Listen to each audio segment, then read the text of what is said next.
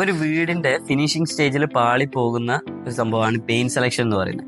അങ്ങനെ പാളി പോകാണ്ടിരിക്കാൻ വേണ്ടിയിട്ടുള്ള കുറച്ച് കാര്യങ്ങൾ സംസാരിക്കാം.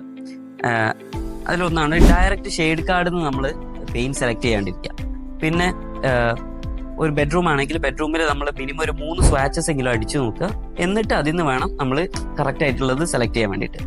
പിന്നെ പല കളർ ടെമ്പറേച്ചറിൽ, ഇപ്പൊ ലൈറ്റ്സിന്റെ കളർ ടെമ്പറേച്ചറിൽ ഇതൊന്ന് വെച്ച് നോക്കുന്നത് വളരെ നല്ലതാണ്. കാരണം സെയിം ഷെയ്ഡ് തന്നെ പല ടെമ്പറേച്ചറിൽ പല കളറുകളായിട്ട് മാറും.